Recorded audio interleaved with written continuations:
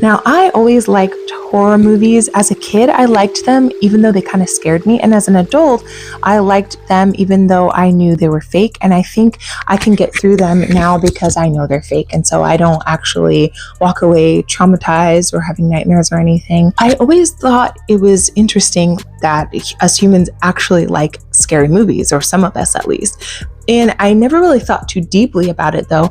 And then I saw an interview that Kristen Kreuk did with an author of a book that she read in her book club. It was called The Buffalo Hunter. She was talking with the author about what the appeal is with horror.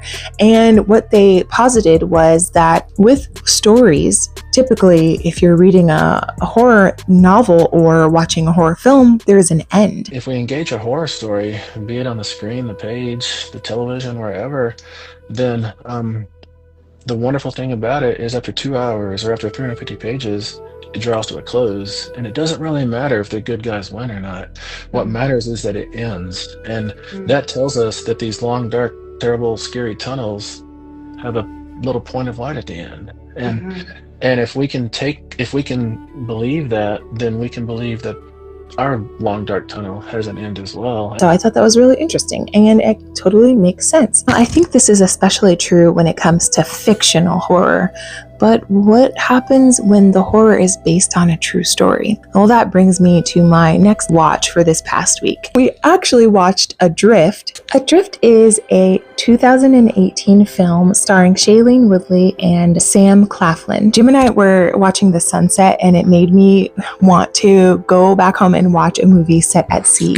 And it made me think of this movie. So in that movie, Shailene Woodley's character is in Tahiti, living abroad in her early 20s, working on boats and living the young adult life where you have no cares in the world, no real obligations. She is originally from San Diego, and this is actually based on a true story.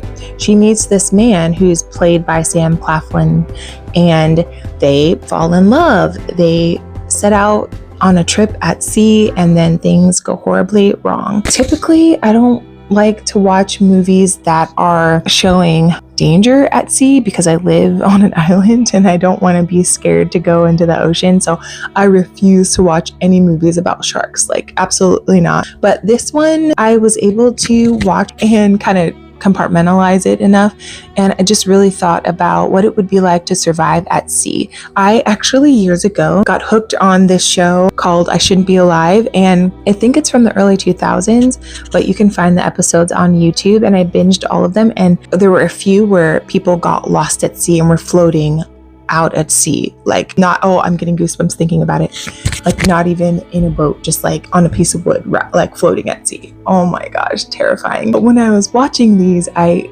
kind of went into my analytical brain, kind of similarly to how we might do if we were watching true crime, thinking, what would I do to survive? How are these people surviving, and what did they do? Now let me make a mental note in case I'm ever in a similar situation. And so that's kind of how I watched this movie. After the movie was done, it autoplayed Pearl Harbor. This movie was released in 2001, stars Ben Affleck, Josh Hartnet, and Kate Bekensale. Now, the movie starts with a presumably fictional story about what turns into a love triangle, which honestly, I could have done without that whole story. I thought it was so silly.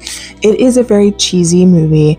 It is very America forward. But once it gets to the action of the real events that happened, oh my gosh, I think they did such a good job at making it look and feel real. Coming from someone who's never firsthand seen anything like that, it seemed so realistic. I'm assuming they used CGI at the time. I was like, this for a good portion of it. I was going, oh no, oh gosh, oh dear. And then at some point I heard Jim laughing because I'm sucked into the action, and I so focused on the movie, and I'm just having a genuine reaction, and I hear him laugh, and I'm like, what? And he's just laughing about how I basically sound like Midwestern, oh no, oh gosh, oh dear, oh no, goodness, but that's all I could do. It was so horrific, and the whole time I'm thinking this really happened. That was the real shock and horror of it. is that this really happened.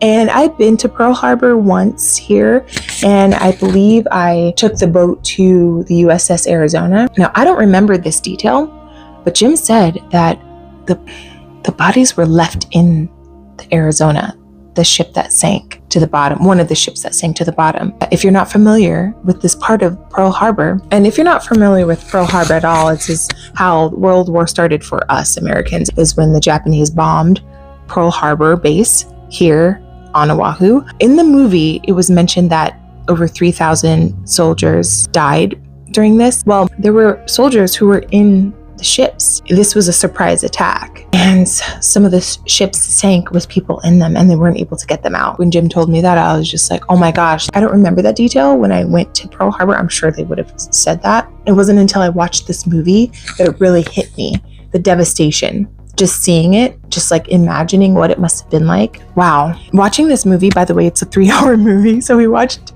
like 2 hours of it, and then it was like, I need to go to sleep. And then by the way, we created a fort in our living room, and it was so cute. I didn't record it because I was like, I'll record it next time, because now we've decided to do it once a month. It's so fun. And of course, each time it's going to get better and better. I know I'm veering off topic of the movie, but the fort, we had it basically made a canopy over us. And in Adrift, there's a part where the main character makes a canopy of sorts on the boat. And so we felt like we're in the movie.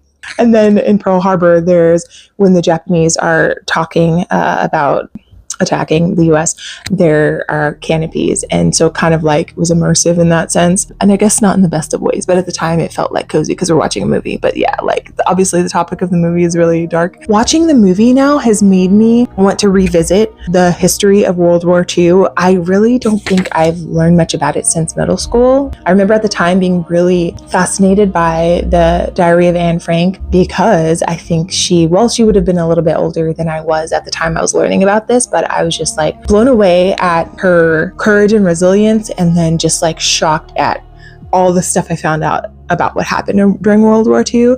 And I don't think I learned in great detail about Pearl Harbor the way I did about the Holocaust. And so I'm really interested now, after seeing that movie, to go back, revisit World War II details, learn more about Pearl Harbor, and maybe go back to Pearl Harbor and see all the other stuff that's there. When I just went into the main museum and then went to the Arizona. I want to revisit World War II, but also my grandfather apparently was in the military during World War II. My cousin, who I found on 23andMe, sent me a photo of him in his uniform, which is so cool. And I knew my grandpa, whatever job he had in the military, he lived through it. So I don't know what role he played. I don't know if he went and fought or anything like that. But watching this movie has made me want to learn more about World War II, or relearn and then learn more. And then also it's made me want to find out what role my grandfather played during those times and learn more about him as much as I can. I don't have access to a lot of that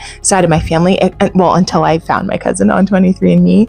And so I need to connect with her and see if she knows anything. And then, look at genealogy, look at the World War II records, all that stuff, and see what I can find. And you know what? I think that is a good segue to end this California Streamin episode, the first one of its kind. I'm excited to share with you every week the things I've been listening to and watching, and hopefully you will be inspired to read and watch some of the things that I read and watched, and hope you've had a good time listening to this. I will see you in the next one.